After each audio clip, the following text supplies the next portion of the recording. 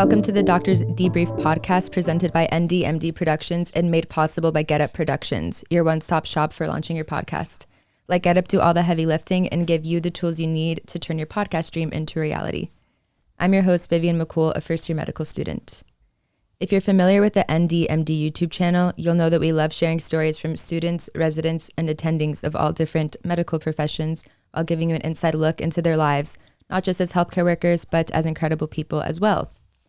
Here on the Dr. Debrief podcast, we're going to take a dive into some of the most impactful patient cases of a physician's career, the ones that are forever imprinted in their memories and have played a crucial part in shaping their identity as a physician. Although all of us have experience with facing and overcoming adversity, we seldom talk about the skills we use and the lessons we learn along the way. On Doctor's Debrief, I'm passionate about being transparent about these hardships and the methods we use to overcome them, to encourage others to follow their dreams and learn from each step of the journey, regardless of their circumstances. That's why I created a YouTube channel during my application process for medical school, sharing the good, the bad, and the ugly of my journey in hopes of encouraging others that this path is not easy, but it's possible. So that's why when Andy invited me to host a podcast on his channel, I became excited with the opportunity to put the spotlight on real doctors of different backgrounds to show others that there's not a one-size-fits-all to medicine and that anyone belongs here. And with that, please help me welcome today's guest. Today's guest hardly needs an introduction, but I will take a few moments to rightfully brag on him. Today's most special of guests got into medical school fresh out of high school by way of the BSMD program. He is currently a third-year medical student, a member of the class of 2024's executive board, an avid volunteer in the community, and a mentor to those around him. While he is a student doctor first and foremost, he's also made a name for himself as an influencer, most notably in his adaptation of Vogue's 73 Questions with the Celebrity series into interviews with medical professions of different specialties. In this pursuit, he has amassed over 143,000 subscribers on a YouTube channel, which has garnered over 23 million views and counting. I'm probably wrong. It's probably way more by now. As well as a TikTok account with over 25,000 followers and over 622,000 likes, and an Instagram with over 10.2 thousand followers. But most impressively is his selflessness, to be honest. Every opportunity he gets, he tries to help others out and does what he can to boost their careers. I'm so lucky to call him a friend, a mentor, and now a business partner. Honestly, I would say that his only red flag is that he's an Argentina fan. And with that, please join me in welcoming today's guest, Andy Wen. Hi, Andy. Thank you so much for joining me today and being my first guest. Is this what it feels like to be on the other side?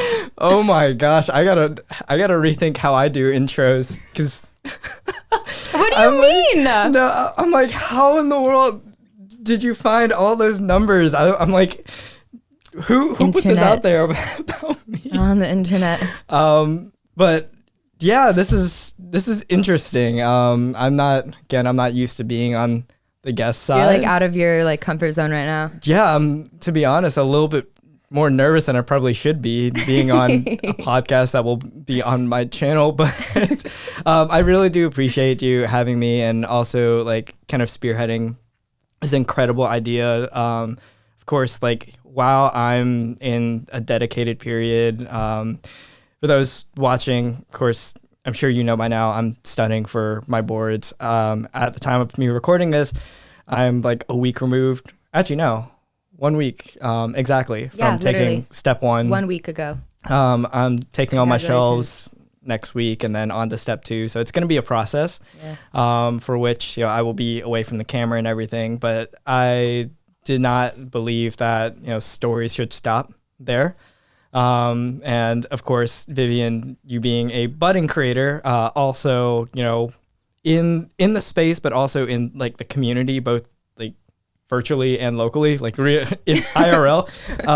It's been a joy, to find people with, that same passion for, getting these stories out there. And, Doctor's Debrief, for the next month or so, until this series completion, is just really going to be a great opportunity for you, but for a lot of people who have, I think, discovered the importance of debriefing where you learn the most from your patient encounters. Yeah. And you seek to translate those lessons on to you guys watching and listening. Yes, hopefully.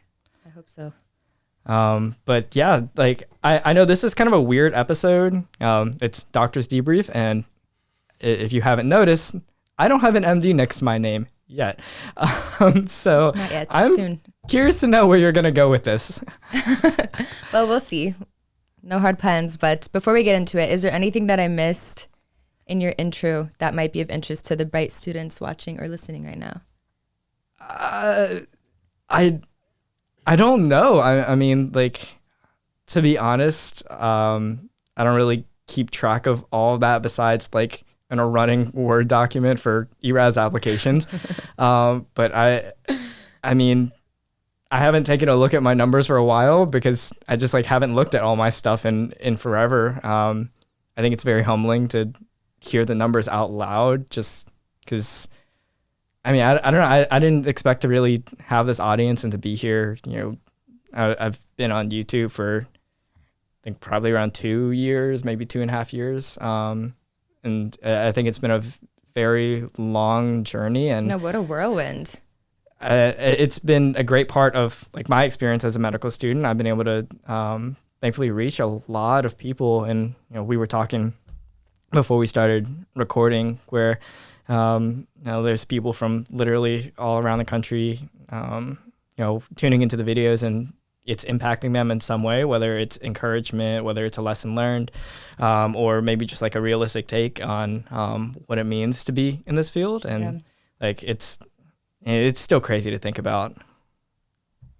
Which part? Like the med school part or this part? Or like? All the above.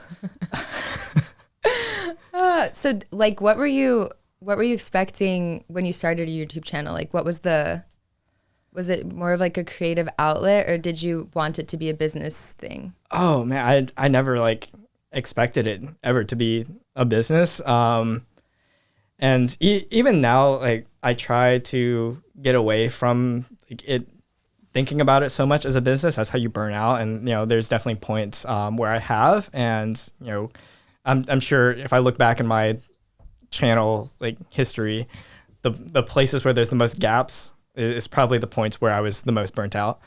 And it's important to take those breaks. But so true. Like the first video I really took seriously and uploaded was like this 40-minute long rambling of just like my honest thoughts and reviews about the accelerated program that I was in. It was a BSMD program, like a combined undergrad and med school program, which you kind of alluded to. You get conditional acceptance out of high school.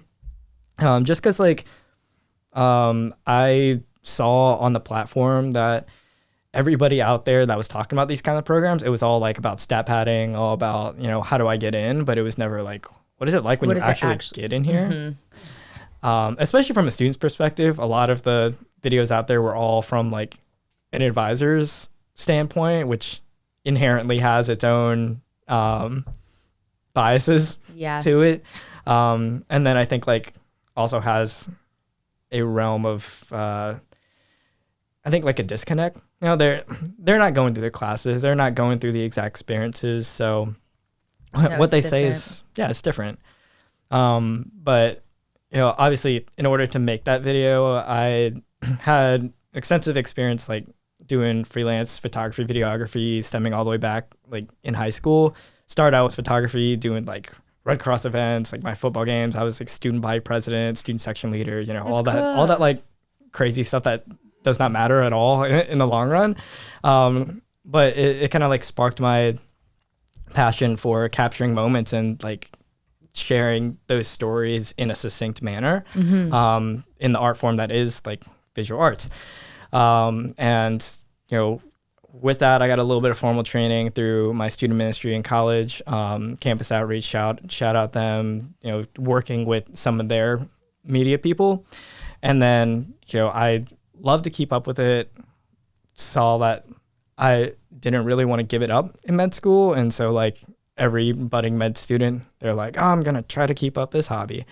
I think COVID had some things to do with it too, where at the beginning of med school, inviting people over for these kinds of videos and videos projects was like a source of connection when a lot of us were separated and could, at least like rules wise, could not meet each other. Literally, yeah. So we were kind of like craving any sort of way to connect and learn about each other. Yeah. And that led to a lot of support from my class about what I was doing creatively, and I really am appreciative of them. Like, they've been nothing but supportive, and it's been really cool to involve them in it too. I see you mentioned that I was on the exec board, as I'm the historian for my class, so I'm in charge of all the social media for class of 2024, and documenting all the moments throughout there. It's skills that easily translate, but I'm like happy to do it because these are memories that my class looks back on and it's just like, oh my gosh, yeah, I remember like that crazy doctor prom night or like house Olympics, the fun things of med school. And you get so wrapped up in like the study, the exams and everything, nonstop. That like just having those pictures to remind you that, oh wait, there are still some fun moments. Like, we did do stuff other than sit inside for 12 hours. Yes, like I don't want to put it like that. It sounds like you don't leave the house at all, but I think in some ways it helps really. That's the best way to put it. I think it just helps you reflect on the journey and understand that these are some very core memories that are going to make you a better person and then ultimately like a better physician. And if a little picture or a little video clip can help bring back those memories and that gratitude, like, sure, I'll be there with a camera. Yeah. No, I think that's awesome to reflect and to just have it to look back on when, who knows, 5 years, 10 years down the line and just remember all the crazy stuff. But okay, so we all know you as NDMD, mastermind, student doctor, YouTube celebrity. Stop. What do you do for fun or like to decompress? How do you end your days? Sleep. No, I'm kidding. I mean that like half jokingly, but half realistically. Like, honestly. Yeah. Sleep. I think like building all this stuff took a lot of hard work, and so like. No, you're like you're literally the hardest working person I know, probably. Thank you. I appreciate it. I think like you have to learn how to prioritize sleep for sure. And this is a moment of do as I say, not as I do sort of deal. And I mean that almost personally to you. You literally said that to me earlier. Yes. Because it's just, it is definitely difficult to maintain. And so I think like my ideal night, believe it or not, is just an early night turned in, relax with some good music, Netflix? eat some good food. I don't watch Netflix. I don't have Hulu? Netflix. I don't have any streaming services or anything. The only streaming services I have are like the sports ones, like ESPN Plus. That's like ridiculous. Paramount, and not even like Disney Plus. Like Nope. It has ESPN Plus added to Andy. No, I'm Bro, sorry. Like I hate it because when everyone, I can give you my passwords. It's fine. It's fine. I appreciate it, but like, it's so funny because everybody's like, oh, this, bring up a show reference, and I'm sitting here scratching my head like, yeah, that show, You're that like, that episode. part was so funny. Haha. Yeah, I don't. Dude, honestly, that's wild. I don't watch a lot of TV, but like to not even have a streaming service like available to you in 2023 is like mad. I just watch sports. That's like, wild. Yeah, like, that's the only TV I really watch. And what sports are you watching? Soccer. A lot of soccer, obviously. Yeah. Okay. Like I played soccer for like over a decade. Played club like through the academy, and then like varsity soccer, like all whatever. And it's been a big part of my life. And of course, I watch soccer. I'm an avid fan. Argentina won the World Cup. The best player ever of all time won his World Cup. And Brazil got knocked out. He's trying me right now because I'm a huge Brazil fan, I'm Brazilian, and the whole World Cup, me and Andy would text each other just talking smack because obviously Argentina was doing. No one cheers harder for a country than someone who has literally no relation to that country. That's a lie. I ride so hard for my country, bro. That's so crazy. That's wild. Vietnam doesn't have a team in the World Cup, so I had to pick my battles. In U.S., like, hey, look, U.S. is a basket case, at least for the next decade. We're here for you whenever you're ready. That's all I'm going to say. This is a really tangential episode.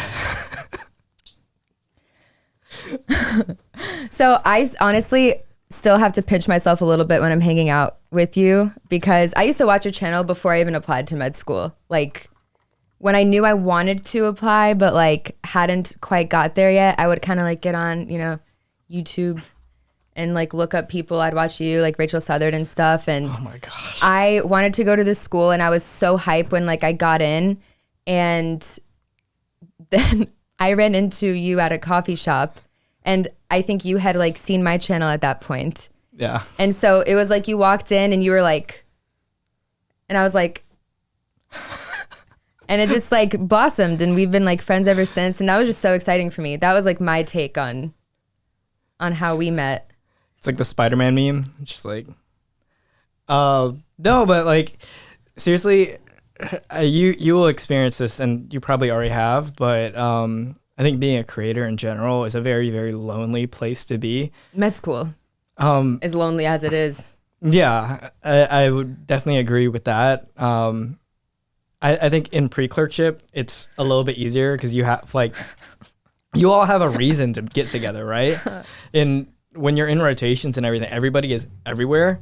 And so like, unless you really are intentional about making plans, like you never get to meet. And even then when you make plans, everybody is everywhere, and there's no control. Like, oh my gosh, like my friend ends up being on call that day, and it's just like, well, all right, so they're out. And you never know what's gonna happen. But particularly with this stuff, like I still remember, doing my first vlogs and everything, and I was like, I know people are gonna look at me like I have lost my mind. Hauling around this camera, and like my camera was not like small. It was funny when I brought like my vlogging rig out to LA when I was visiting Rachel. She looked at it, like, do people know like what is in your hand when you record? I'm like, I don't think so. I wish you brought it so I could see. I don't have it with me. Again, I'm in like pseudo shop close mode. Yeah. But like I don't think people realize how much hard work is put in it because like all you see are the like extreme examples of people with millions and millions and millions of followers, and like they're just filming themselves doing anything, and like to then just like consuming the media, it's like, oh, there's no intentionality to this at all, yet like this person is getting tens of millions of views every video or every month. But I think in order to really do it well, you have to have some sort of background, or at least like are in the process of learning some like formal videography techniques, learn how to color, learn how to, at the very least, string together a good story and a good narrative throughout your videos. But that's what it takes to do well on particularly YouTube. And I don't want to go down the rabbit hole of like how Instagram and TikTok like aren't the greatest platforms in the world. But like YouTube is the one place where quality matters. Yeah. Like you cannot put out a garbage video and expect people to watch. And in order to make a not garbage video, you do have to learn a little bit. Not to say that somebody like without any experience cannot be on that platform, but I think taking steps to learn a formal, like the formal art form of it will absolutely explode the way that you are perceived on the platform, as well as like grow on the platform. Yeah, luckily it's not hard. Everything you need is already on YouTube. You just Google it. Exactly. I mean, that's how I learned. Me too. It's not that bad. It's not. It takes time, but everything does. Yeah. And like kind of wrapping around, a lot of people in med school, they only see like the end The product. 10 minutes. That Exactly. seems super, super chill. And even the interviews too, like, I mean, people would be all up in the comments being like, why don't you interview this person, this specialty? I want it now. And I'm like, I don't think you understand. This interview took 6 months of planning and like 4 months of back and forth emails for like a single hour Where of you this were like person's time. sacrificing studying and like doing stuff to do Yeah. school to like go and like, yeah, no. What you did with that was insane. It's amazing. But yeah, like it's lonely because not a lot of people understand that work to it. And people can like support, but unless you're actually, involved in that process too, it's hard to really explain. And, that same thing is with medicine too. I think like I've felt a very similar isolating, I guess like isolating experience is even talking with my friends who are, in computer science or one of my best friends from college is an investment banker up in Charlotte. And we would always like get together, share stories. And like, I'm just casually going, yeah, like I had to go down to the ER, saw this dude's femur, like coming out of his leg, like I'm just sitting here trying to help get materials for the team. And he's just like, huh? Yeah. And like that stuff is just so, it's so. You're like so far removed. If you're not in it, you like literally can't understand. Yeah, and I don't want to say desensitized because I think that's not a good place to be as a developing and learning physician. You never want to be desensitized to that stuff because that means you lose the emotion, you lose the care that you have towards that situation.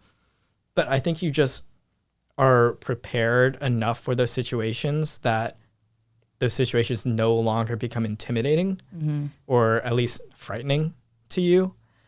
And that level of experience is not common at all for the general public. No. And so. No. Like, I mean, I would hope not. Like, unless you're like in a war zone, you're not just seeing like open femurs every day. Well, exactly. And I think obviously the purpose of this podcast, with the exception of this kind of introductory episode, is to take these physicians who have had like way more of those situations happen to them, and see like, how did you handle it? And also like, how did that change the way that you practice? Because I mean, like in those situations, you're not going to do everything right, especially if it's your first time. In fact, like you're probably going to do a lot of things wrong. Yep. And I think the most important part of those situations is, how can I learn from this? Like it would be done completely in vain if you just block it out and ignore everything from that situation. Yeah. No, the lessons are definitely important. But yeah, and you'll get to those very, very soon. I have honestly my own collection of memories, both that like I'm willing to share and some that I am not. And like, I think that's the beauty of being in med school. I think you're allowed to make some of those mistakes without a lot of pressure because you have a whole team of people that are acting as your safety net. Yep. And within that safety net, there's like layers to that safety net of like the intern, the upper level resident, and then all the way up to your attending. Well, actually, even before then, you got your nurses, everything like looking out for you. And again, I don't want to undermine the importance of those people because they're what makes this learning process very, I think very rewarding in a way. That's cool. So what are like some lessons that you've learned in your time in, I guess, pre-clerkship and then clerkship, just like as a med student? Okay. So pre-clerkship, I think a lot of it is learning how to study for the first time. Not to say that you don't know how to study in undergrad or in like a separate career that you had before med school. I'm going to try to avoid the cliche of, drinking out of a fire hose, but I think learning how to digest a lot of information very, very quickly is of the utmost importance. But not just that, but learning how to get the most out of as little time as possible because you only have like so many hours in the day to do it. On top of cooking for yourself, doing laundry, actually like having a social life, just taking care of yourself in general. Literally. Those are all things that are super important that you have to learn. Like you are quite literally forced to learn in med school. And I think pre-clerkship really hammers that home. But I don't think you get a ton of life lessons in pre-clerkship, and I can say that fairly confidently looking back now and after like a whole year of being on the wards, just because you're most attached to your books. You're not attached to where you're supposed to be, which is your patients and your team, and it's definitely a different kind of learning for sure. And I think it hits a lot harder on, I think, the very raw human aspects of medicine. Because I think I truly believe anybody can, if they study hard enough, can know as much as a doctor, but like just knowing things is not good enough. They're some of the smartest people in the world in a lot of med school classes, but it doesn't matter if you have the personality of a toaster. It just does not. It's true. And Facts. Pre-clerkship teaches you to work hard. Rotations teaches you like really how to be a human again. Oddly enough, saying that, knowing that a lot of the days were come home from being in the hospital from like 5 o'clock in the morning to like 4 to 6 p.m. at night, and then trying to study after that. It's like a very deep personalizing feeling, but also the hours that you're there, your patients are teaching you way more than any book could. That's so cool. So what's one of your favorite patient experiences from clerkship? Favorite or most impactful? Run me whatever you thought of first. Well, the few experiences I thought of first, I've already, one, made a video about it, and two, I actually gave a TEDx talk about these patient experiences as well. Okay, we'll link those. But like it was definitely on my time in internal medicine. Internal medicine was the time that I realized like super longitudinal care is probably not in my future, because I just like, I care too much. I got way too attached to my patients and like felt way too much of their suffering in a way. It was my second rotation, which like already in itself is a huge learning curve.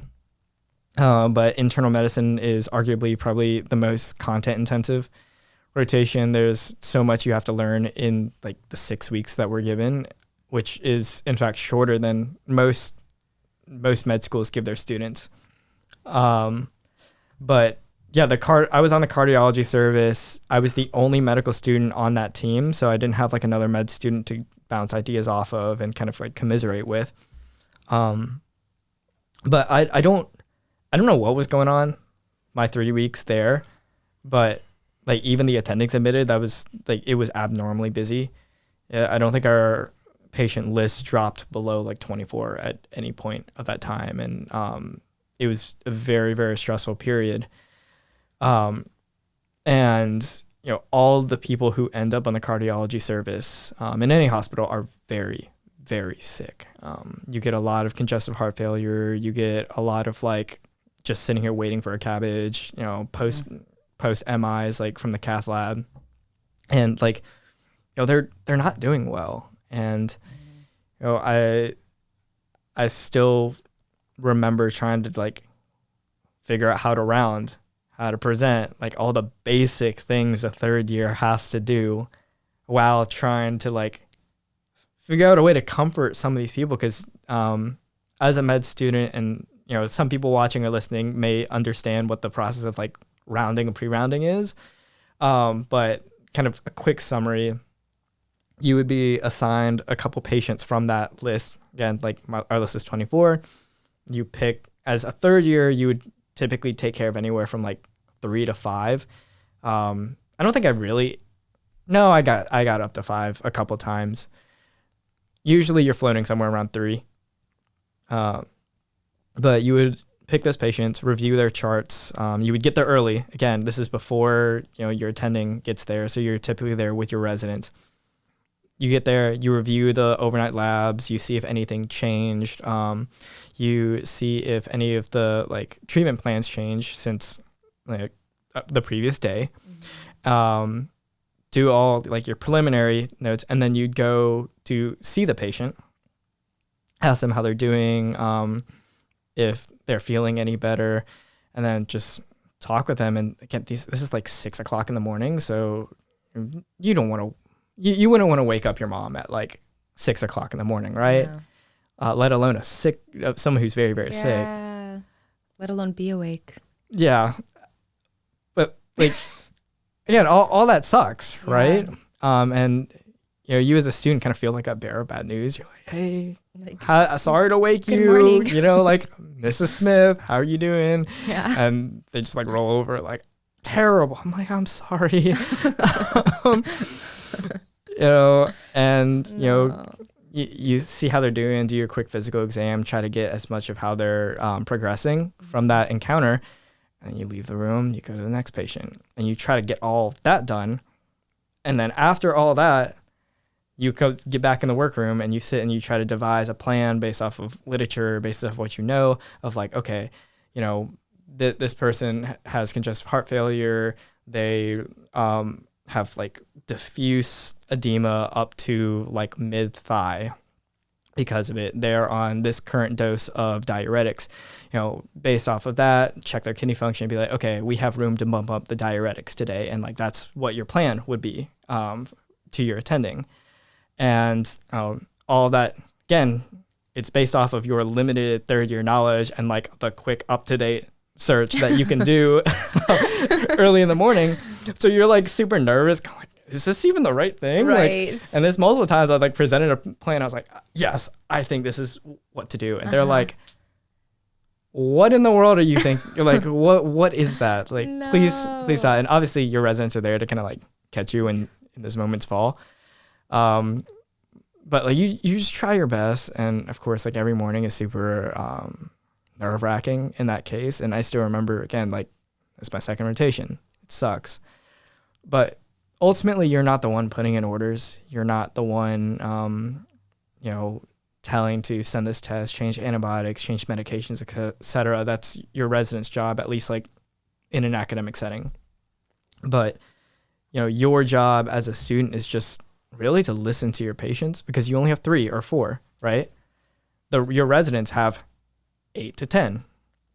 So their version of your responsibility is, hey, you doing okay? Doing good? Okay, bye. Next patient. Because they also have to go see all their patients before the attending walks in the room.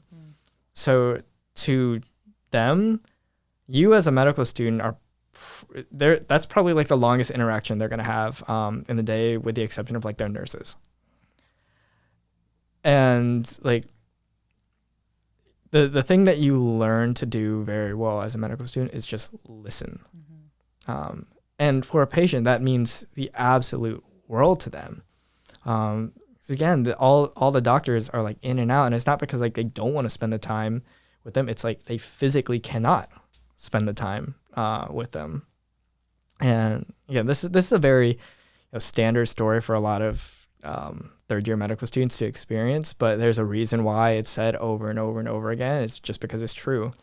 And I still remember being in the patient rooms, sitting there just listening to them when nobody else would, coming back after rounds and updating them on the plan. They had their family members in there, and I still remember one guy who was very, very sick. I was the first one to see him in the ER when he was admitted. Literally did not know where he was.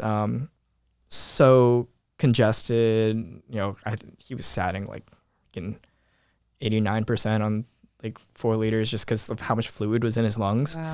And he's dazed looking around. I was the first one to do a physical exam, and even me, I got that wrong. I was like, this looks like 2+ pitting edema to the shins, and my resident goes like, this is like 3+. I'm like, thanks. Okay, I try. But like, yeah, he went up to the floor and everything. And I still remember the first day pre-rounding on it. I was like, do you remember me? Like, I'm one of the medical students on the team. We're here to take care of you.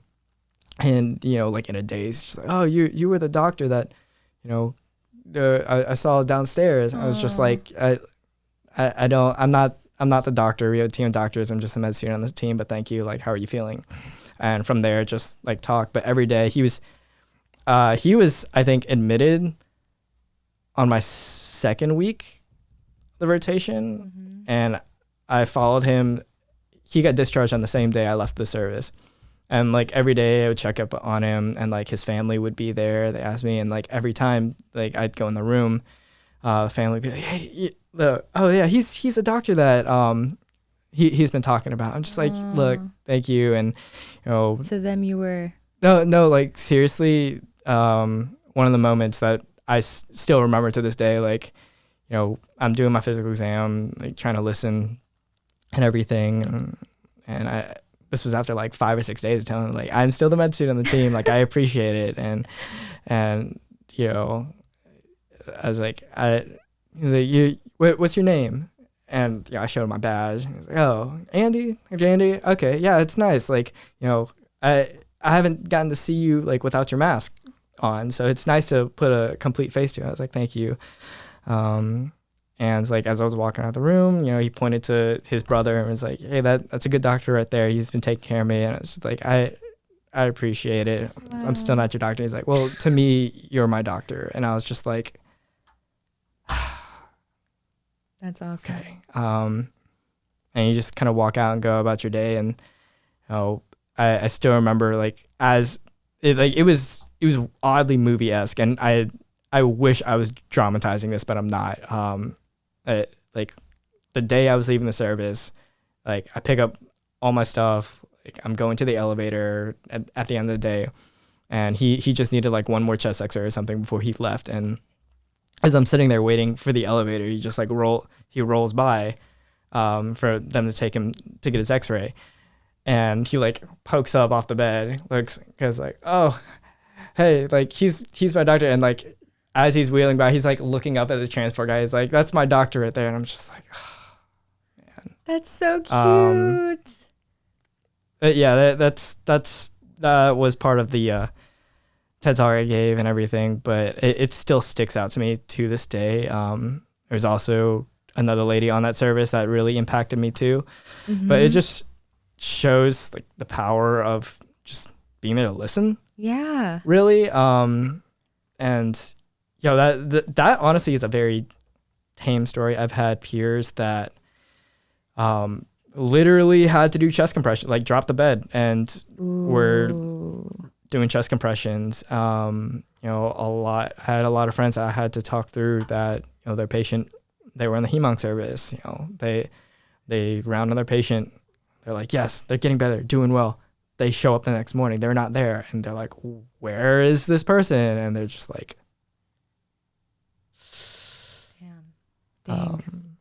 and like oddly enough, like the one I only had in my entire year, I had one patient pass away on me, but it was it was in my last rotation too, and it was one where like, I don't know if this hurts more or less, but it was like immediately right after they were discharged. So we were following him. I was on call with a surgery resident. We were following him, and he was literally only there because he wanted to watch TV. Like the Wait, what do you mean? Like he was post some abdominal surgery. I forget what it was. And it was on the weekend. Every morning, it was just smiley, happy, full conversation, completely fine. He's just like, yeah, I love it here. And it was because like the TV was broken at his nursing home. So they were just like waiting for the TV to get fixed. And then also they didn't like accept transfers back over the weekend. So it was just like, awesome. You're doing great. Like, this is the healthiest person like on our list. This is just the most cheerful person in the world. Again, this was like, we took over this patient from another attending, and like he was well past the window for any sort of like post-op MIs or PEs or something, or arrhythmias. Although, of course, in medicine, there's nothing 100%, right? Yeah. And we discharged him, and literally the next morning we talked to the nurses, and they're just like, yo, they found this dude on the floor, like, gone. Like hours That's after. crazy. So and we don't know what happened. It had to have been some like, MI, massive PE, something like that to cause something. But like, I think for me it was one of those things where if you see somebody suffer for a very, very long time and they go like, I don't know if it hurts worse for that than like, yo, this person was super happy, and then all of a sudden like what, almost at the point where, my resident asked to debrief with me, and I was just like, I don't even know how to, I don't know how to debrief this. Like, it just happened. Yeah. So how'd you cope after that? Like, I don't know. Like, it was so weird. Yeah. Because of the unique nature of how it happened. I think I would have been a mess if I was like following this person and they were like suffering. Like, if one of the people that I saw on the cars floor ended up like that, I mean, to be fair, I was in shambles like for patients that did not pass away during that time. And if one of them did, I probably would have had to take like a couple of days off. And I'm going to be completely honest, just because of like my emotional state during that rotation. Yeah. Near the end of it, I kind of like developed a little bit of, strategy on how to deal with some of that stuff. And of course, like I had an incredible resident who was there willing to help me out. And even on my time on the cardiology floor, I still remember, one of my residents pull me aside after rounds and be like, hey man, like, are you okay? And I think that means like for any residents and even attendings for a fact, or actually even like fourth year medical students who are about to do sub-internships in a ways, if you see a third year struggling, like seriously, it means the world to just like, hey man, are you okay? Because they understand, like I said, it's a very isolating feeling. You can't bring this up to your old high school buddy that's working at Amazon. Like, what are they gonna say about it, right? Yeah. But hearing something from somebody on the team, especially somebody like in, I guess, not higher power, in a more advanced role than you, it does mean the world, and it helps so much to get that debrief. That's cool. But yeah, that's... Dang. I didn't know you lost one. I guess like not with you, but at all. I'd never considered... We lost our first CBL patient today, and I've never considered losing a real person. Yeah. And that's why I say, in all honesty, like the first couple years of med school, when you're just in the books, like it teaches you how to study, but it doesn't connect you to where you're meant to be, really. And honestly, no amount of studying and preparation is going to like get you ready for those moments. And that's where, those attendings, those residents, they have to be there to help you out. Exactly. Hashtag doctors debrief, and that's how you learn, because if you don't debrief, you're going to approach that same like rough situation in the same way as last time, and you're not going to learn how to handle it any better. Yeah. And it doesn't stop those situations from happening. Like, this is just in 1 year of clerkships. Like, how about a 4 to 5 year residency? Followed by a lifetime. Exactly. When you actually are the one changing the medications. You are the one putting in labs and like making legit care decisions. Yeah. Like, how do you handle that? And, even attending physicians will sometimes need to debrief with other attending physicians, even their own residents, to be like, hey, how could we have handled this differently? Mm-hmm. So, wow, those are some deep lessons from your med school experience so far. That's wild. Did I mean it to get this deep? I don't know. Are you doing okay? Yeah, I'm those are some good lessons for you. I'm fine. Thank you for sharing that. So I guess on a lighter note, what are some lessons that YouTube has taught you, and that being like on that side of things? I think, to be honest, YouTube has like made me a better interviewer. Like that just that basic skill of getting history from people. Wow. It's funny, during my family medicine family medicine rotation, one of the first comments was, "Wow, you're really good at talking to patients." I'm just like, yeah, I've had some practice. And like that really is a basic skill. Those what's it called, OSCEs? Yes. Where like you're brought up with a simulated patient, which is like an actor, mm-hmm. And you're like, okay, you have 56-year-old female Miss Nancy coming in with abdominal pain. Yep. Go get a history. And like you as the nervous first year sitting there with like your clipboard, like, okay, old cards. Literally. Onset, location, duration, C, what was C? And it's, like, because that's the algorithmic way you're taught. Yeah. But I think like particularly the way that I've done my videos on YouTube is interview style. Like I kind of course you have to have a structure, but I learned through my PCL instructor, Dr. Salazar, shout out you, that like it doesn't have to be as structured as it's taught.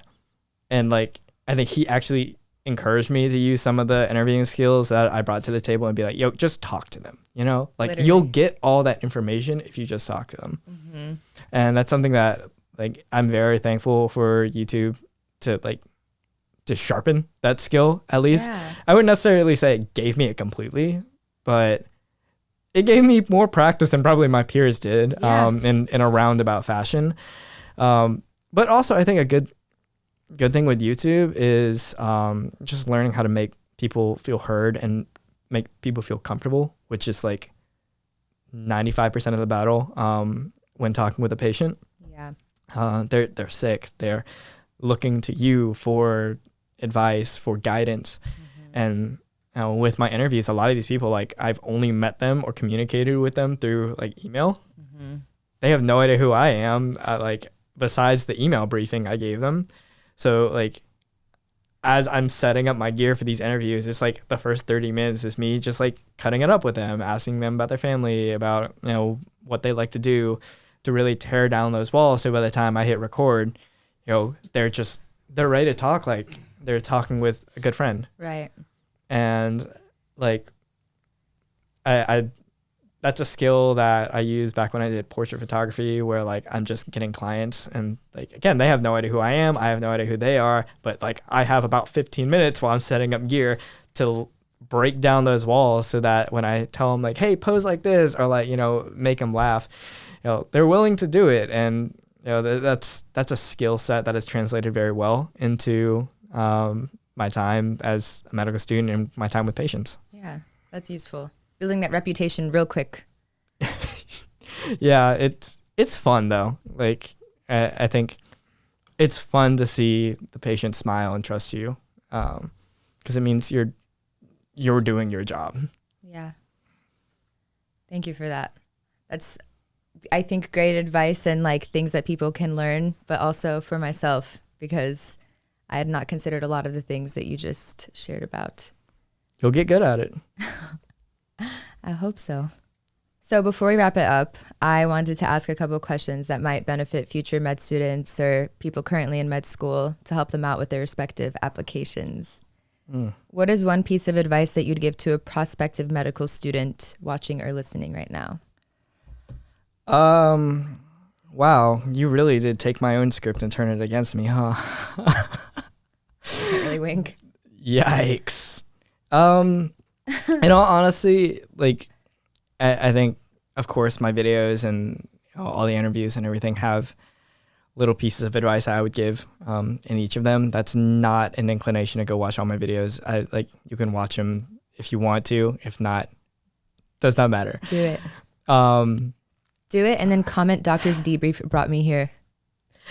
I'm appreciative of it, but if there's like one thing that I would really like to hammer home about just wanting to be in medicine and like taking that responsibility seriously is just having a love for people. I think like that ultimately is what medicine is about. And I know people are super obsessed about the science, the research, I think the art form of medicine in its most literal sense. But the more and more that I've gone through it, the more and more I've learned that it is a uniquely, purely, and almost like brutally human field. And, yes, patients and people can be frustrating. I do not want to discount that. But at the end of the day, if you want to see other people smile, to get better, and to like give them a sense that things can get better, this really is the place to experience that. And all that hard work, as much as like sometimes I can make med school look really awesome, and then sometimes I can make med school look like a burning dumpster fire. Like that end goal is very much worth it.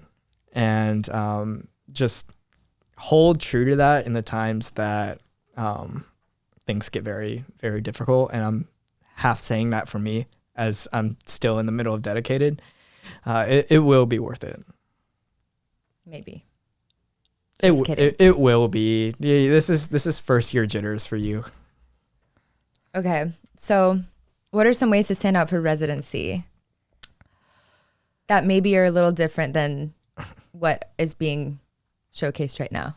I think in general, just have unique passions. Like people will see through the stuff that you do that is simply for their gaze, if that makes any sense. Like if it's purely for the application, yes, they can tell. Yes. And it's not that hard to tell. And I don't want to pick too much fun at other people, creating stuff, but like it is very obvious if you're just like making a podcast to put on your resume and that's it. Mm-hmm. Just like chuck up a 4 to 5 series of like videos and then just leave it there. Mm-hmm. Like it's apparent that you have no intention to develop it. But if you're able to show that you're doing these things because you love it, and whether or not it's explicitly medicine related, if you really love being a clinic coordinator, go put your all into that and really develop that leadership position and develop that clinic to be the best that it can be to serve your community. Of course, in an artistic sense, which I very much have a passion for, like there are ways to tie it back to medicine, but you don't have to try as hard. There's so many medical humanities journals now that accept like poems, accept artwork, like abstract pieces that all still count as a journal submission, something just as much as, your typical academic journal. And, for residency, of course, get the grades that will like, get you past those filters, get that step score. Mm-hmm. But after that, that's just a threshold of now, are you an interesting person to talk about? Like, is there a point on your CV when the committee's reading of like, oh, I want to know more about that. Yeah. And it's funny. I actually talked to Rachel Southard a couple months ago, asking her like, how did you describe and put down all this like YouTube stuff on your ERAS application? Because obviously she did very, very well in her match cycle. And she's like, you have to like make it part of your story, but tease it, but not explain too much of it so that they like go, oh, wow, that's really interesting. I want them in for an interview to learn more. And I think like that can be spun in any sort of passion that you have on your CV. Because like I don't think like YouTube or video work is the only way to stand out and be creative on your CV. That's just something that ended up on mine. No, that's great advice. I'm gonna take that one, put it in my back pocket. For sure. That's awesome. Okay, well, Andy, thank you for sharing your experiences with us. Your stories were moving, and I appreciate your willingness to share those difficulties and lessons with us. Is there anything that you would like to add and kind of expand on before we wrap it up? Well, one, I want to thank you, of course, for spearheading this series. Everybody subscribe. There will be more episodes of Doctor's Debrief rolling out very, very, very soon. We got a stellar lineup. In fact, like funny enough, by the time of this recording, like we have half the season already like wrapped. So this is spoiler alert. This is not the first episode. No, but this is just the time that you'll see. Yeah, this is the first one you guys will see. We have a lot of awesome people in a ton of different specialties, ranging from anesthesiology, OBGYN, neurosurgery, and so like neurology too. Yeah. Got a couple old faces returning to the channel as well as new ones. Yeah. So subscribe so you don't miss out. Tune in and subscribe to Vivien's channel. Subscribe to Vivien's channel. She's doing a fantastic job also documenting her own journey through medical school at the very medical school that I go to. So if you want like a completely different perspective, At Vivien Makhoul, linked in the description. But she's doing a great job. But yeah, tune in next time for a real doctor to be on the show. And everybody have a great day, night, morning, whenever you're watching or listening. Thank you so much for being here. You're very welcome. I appreciate it lots. Okay, so thank you so much for hold that thought. Thank you so much for watching the Dr. Debrief podcast. I hope you enjoyed the stories, lessons, and perspectives shared today. To make sure you don't miss an episode, make sure you subscribe to the NDMD YouTube channel or whatever streaming service you choose to listen on. And please don't forget to comment and like while you're at it. I'm required to say this. See you next time. She's not required to say this. I did not make her do that. I am. Okay, can we do it at the same time? What? The middle one? No. Wait, you have to count. What was that? All right. 3, 2, 1.